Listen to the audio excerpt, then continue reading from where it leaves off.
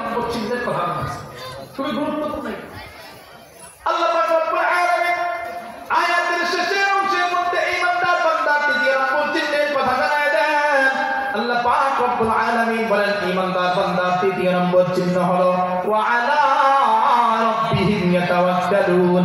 ঈমানদার বান্দা সুখে দুঃখে বিপদে মুসিবতে সব সময় একমাত্র আল্লাহর উপরে ভরসা করে। কার উপরে বলে? আল্লাহ। ভরসা হবে কার উপর? আল্লাহ। এটাই হলো ঈমানদার বান্দার তৃতীয় নম্বর চিহ্ন। ঈমানদার বান্দা সুখের সময় আল্লাহর উপরে ভরসা করে, ঈমানদার বান্দা দুঃখের সময় আল্লাহর উপরে ভরসা করে। দেখবেন মাঝে মাঝে বিভিন্ন জায়গায় মুসিবতে পড়লে মানুষ আল্লাহর উপরে ভরসা করে, কিন্তু সুখে থাকলে আল্লাহর উপরে ভরসা করে না। ওই যে যখন মুসিবতের মধ্যে পড়ে যায়, আপনাদের লঞ্চ যখন ওই যে নদীর মধ্যে থাকে, নদীর মধ্যে থাকার সময় যদি কখনো তুফান আইসা যায়, বৃষ্টি আইসা যায়, যদি কখনো ঝড় আইসা যায়, তখন দেখবেন সবাই কারে রাখি না কারে। সুখের সময় আল্লাহর উপরে ভরসা করতে চায়। আমাদের অবস্থা এখন এরকম, সুখের সময় আল্লাহর উপরে ভরসা, সুখের সময় করতে।